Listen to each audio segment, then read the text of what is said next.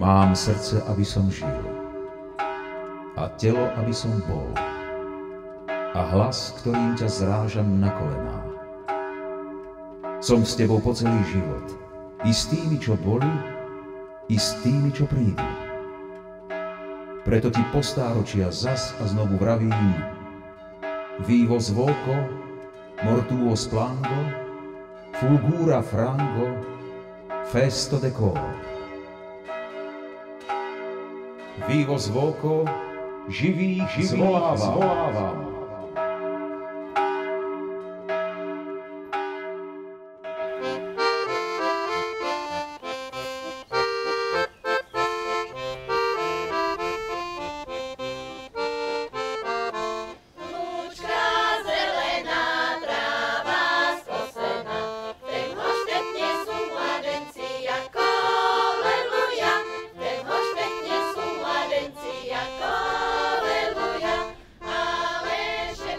Na brehu rieky Moravy, v najzápadnejšom cípe Slovenska, leží rázovitá obec Vysoká pri Morave, historicky Hochštetno. Hochštetský kroj upúta na prvý pohľad priam barokovou nádherou, v ktorej dominuje biela farba. Výšivka, biele na bielom, je technika, ktorá vznikla ešte na šľachtických dvoroch. Táto výšivka sa tu volá vaper a okrem rukávov je ňou zhotovený aj kródel. Ten zdobí lem okolo krku a pripomína čipku.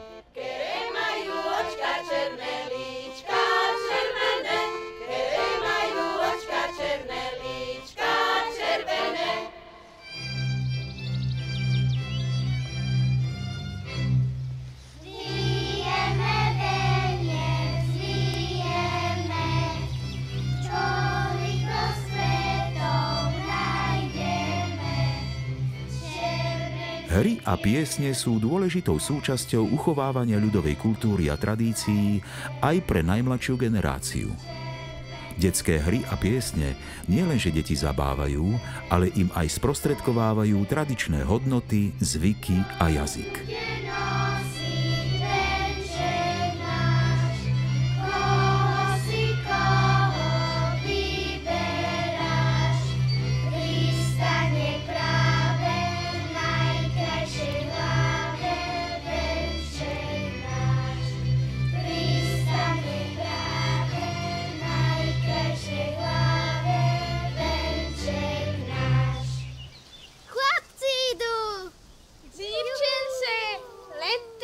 Pro vás. Juhu! Omašľujeme ho.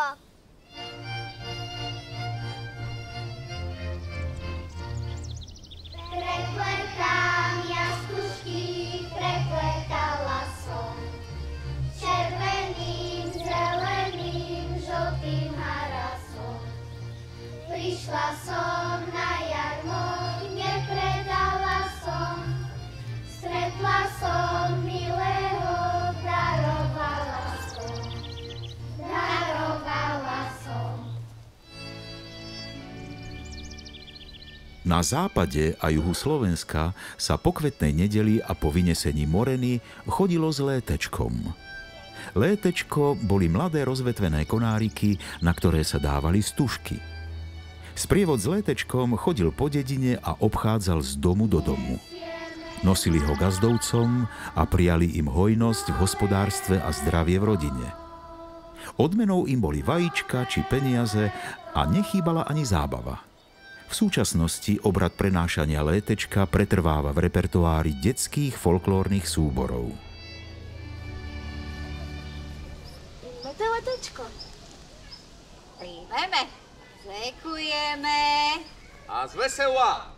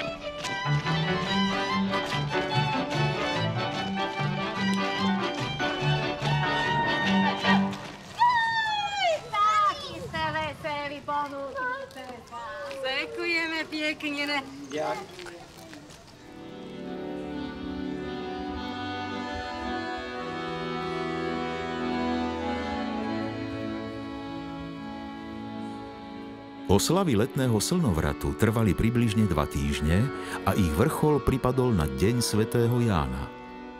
Zbierali sa byliny, ktoré mali veľkú silu a silný liečebný účinok. Bylinky sa posvetili v kostole a potom sa zavesili na dvere domu. V mene Otca i Syna i Ducha Svätého. Vážení členovia spevackého zboru Hochštetňan, milé deti, rodičia, mládež, bratia a sestry, milí hostia. Už pohanský starovek poznal liečivú silu bylín, ale pripisovali ju magickým obradom pri ich zbieraní. Cirkev tento zvyk pokresťančila a vytvorila obrad požehnania bylín, aby vyzdvihla, že Boh je prameňom každej liečivej sily, a na príhovor Panny Márie a svätých je možné získať uzdravenie. Liečivými bylinami a kvetinami nám darúváš zdravie a radosť. Požehnaj tieto byliny a kvety. Pripomínajú nám Tvoju velebu a bohatstvo Tvojho života.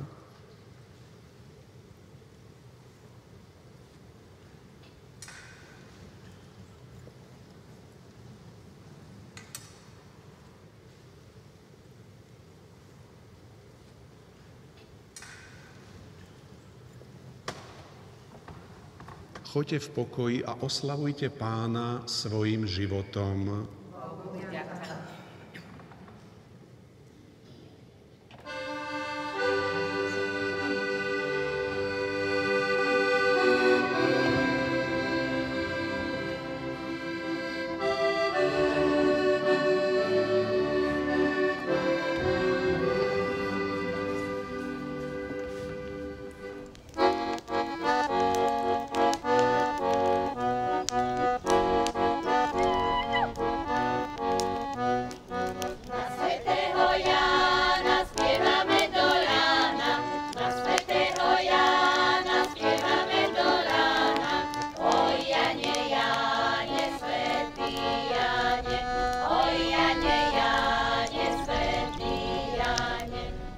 Hlavnú úlohu pri Svetojanskej noci zohrával oheň a voda. Oheň symbolizoval víťazstvo slnka nad tmou. Na Jána sa zapaľovali ohne a sviečky, ktoré mali priniesť viac tepla a svetla. Zakladali sa vatry, čo malo očistný význam.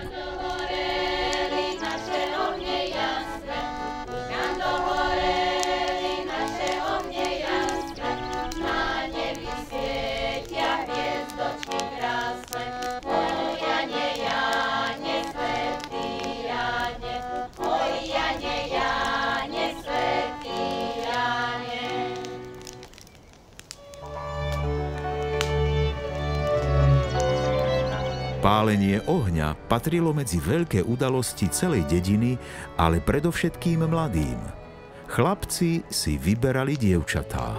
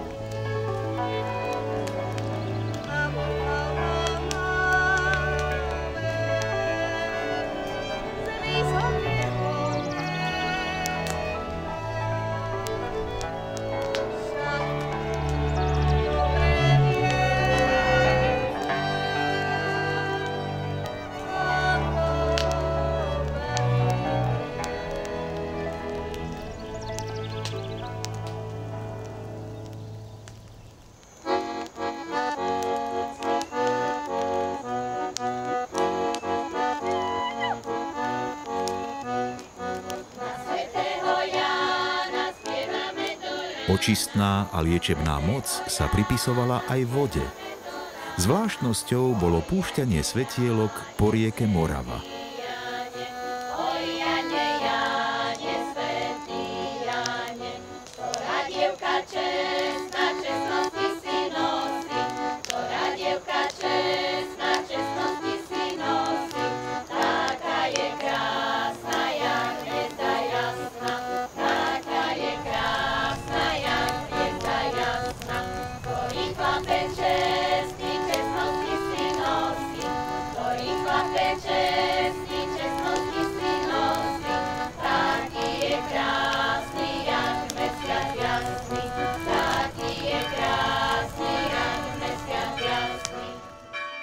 S tebou, človek, smútim, s tebou sa obávam, s tebou sa radujem, s tebou oslavujem. Som tvojou dušou i tvojim svedomím. Volám ťa k pokore a rátam ti čas. Hlasom, v ktorom zuní tón, zvoniace slovo, zvon.